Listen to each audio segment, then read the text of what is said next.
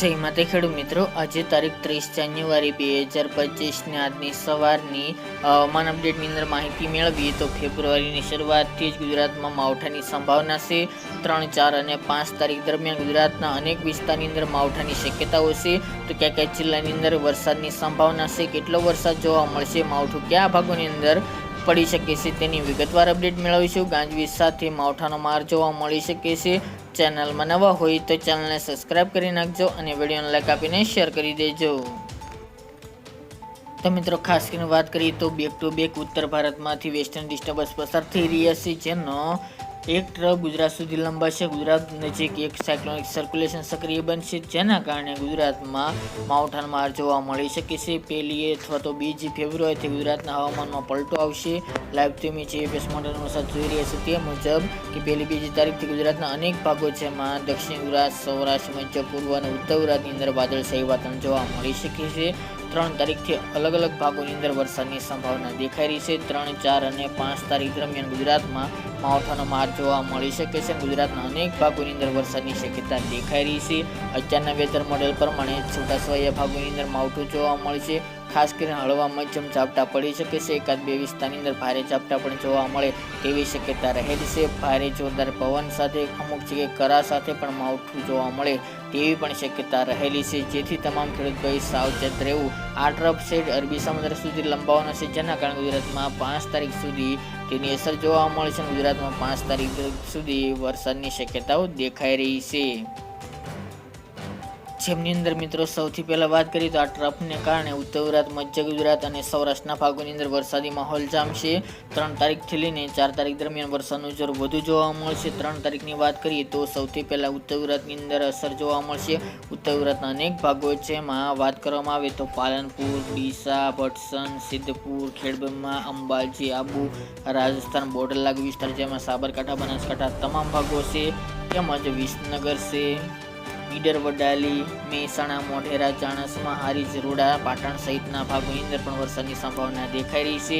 એ સિવાય અરવલ્લી, મહીસાગર આસપાસના ભાગો, ડુંગરપુર, અરવલ્લીના ભાગો, મોડાસા, માંડલી એ તમામ ભાગોની અંદર વરસાદની સંભાવના 3 તારીખ દરમિયાન જોવા મળશે. આ સિવાય વાત કરીએ તો મહેસાણા, કડી, માણસા, પ્રાંતિજ, ગાંધીનગર, વિસનગર, દસાડા, આણંદ તેમજ અમદાવાદ એટલા ભાગોની અંદર પણ વરસાદની સંભાવના દેખાઈ રહી છે. આ સિવાય સૌરાષ્ટ્રની અંદર નળ સરોવર છે, સુરેન્દ્રનગર, ધ્રાંગધ્રા, કુડા, હળવદ એ વિસ્તાર, થાન, ચોટીલા, સુરેન્દ્રનગરના વિસ્તાર છે, રાણપુર, ધંધુકા, બરવાળા, બોટાદ વિસ્તાર તેમજ જસદણ છે, રાજકોટનો વિસ્તાર, ગોંડલ છે, બાબરા એ તમામ ભાગો, વલભીપુર જે ભાવનગરનો વિસ્તાર છે, અમરેલી, કુંડલા, ધારી, બગસરા, વિસાવદર જૂનાગઢનો ભાગ છે, તેમજ કેશોદ આસપાસ, તુલસીજામ, ઉના, કોડીનાર, રાજુલા, વેરાવળ આ તમામ ભાગોની અંદર 3 તારીખ દરમિયાન વરસાદની સંભાવના દેખાઈ રહી છે.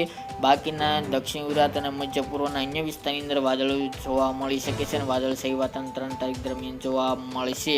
4 તારીખથી વરસાદનું સૌથી વધુ જોર જોવા મળી શકે છે. ખાસ કરીને 4 તારીખ દરમિયાન અમુક ભાગોની અંદર ભારે ઝાપટા પણ જોવા મળશે. ખાસ કરીને વાત કરીએ તો આ ટ્રફ આવી રીતે લંબાશે, ઉત્તર, મધ્ય અને દક્ષિણ અને સૌરાષ્ટ્ર એવી રીતે કવર કરે તેવી શક્યતા રહેલી છે. 4 તારીખ દરમિયાન વરસાદનું જોર વધુ જોવા મળશે, જેમની અંદર ભાવનગર, અલંગ, ઘોઘા, તળાજા, મહુવા, જેસર એ વિસ્તાર, ઉના, રાજુલા સુધીના, વેરાવળ સુધીના ભાગો તેમજ ભાવનગરના અન્ય વિસ્તાર જેમાં પાલીતાણા, કુંડલા, તુલસીજામ, ધારી, બગસરા, અમરેલીના વિસ્તારો હોય, શિહોર, વલભીપુર, ગઢડા, બોટાદ, બરવાળા, ખંભાત આસપાસ તેમજ લીંબડી, ભોગાવો, ધંધુકા છે, રાણપુર જે સુરેન્દ્રનગરનો વિસ્તાર છે, નળ સરોવર સુરેન્દ્રનગરના વિસ્તારો તેમજ અન્ય વિસ્તાર જેમાં દક્ષિણ ગુજરાતનો સમાવેશ જોવા મળી રહી છે. અમુક વિસ્તાર જેમાં સુરતના 1-2 ભાગો હોય, કોસંબા, વાંકલ, ભરૂચ, દહેજ, સિનોર, કરજણ, જંબુસર, ડભોઈ એ ભાગો, વડોદરા, બોડેલી જે મધ્ય પૂર્વના ભાગો છે, ચાંપાનેર, આણંદ, બોરસદ, તારાપુર, ખંભાત,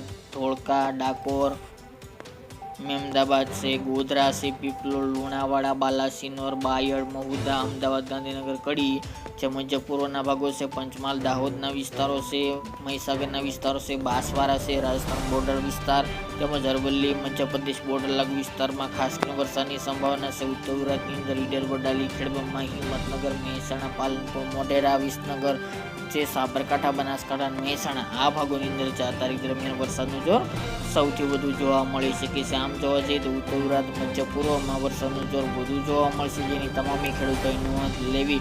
બાકી મિત્રો 4 તારીખ દરમિયાન દક્ષિણ ગુજરાતના અન્ય વિસ્તારનો પણ સમાવેશ જોવા મળશે. આ સિવાય મધ્ય પૂર્વની જે બોર્ડર લાગુ વિસ્તાર છે જે દાહોદ, ગોધરા, મહીસાગર, વડોદરા, પંચમહાલ, અરવલ્લી, મોઢેરા આ ભાગોની અંદર વરસાદની શક્યતા વધુ છે. તે સિવાય દક્ષિણ ગુજરાતની અંદર સુરત છે, છોટાઉદેપુર, નર્મદા, ભરૂચ અને વડોદરા આ જિલ્લાની અંદર પણ વરસાદની શક્યતા રહેલી છે. બાકી રહેતા જિલ્લાઓની અંદર વાદળછાયું વાતાવરણ જોવા મળશે. તેની સાથે મિત્રો વાદળોની સાથે ગાજવીજનું પ્રમાણ પણ જોવા મળી શકે છે. ભારે પવન સાથે ખાસ કરીને ગુજરાતના ભાગોની અંદર માવઠાનો માર જોવા મળશે. આ સાયક્લોનિક સર્ક્યુલેશન મધ્યપ્રદેશ ઉપર પણ સક્રિય બનશે. આ સિસ્ટમને કારણે ગુજરાતમાં માવઠું જોવા મળશે. વિગતો આપતા રહીશું દરરોજ. આજની સવારની માહિતી માટે આટલું જ. ફરી એક નવા વિડીયો સાથે મળીશું.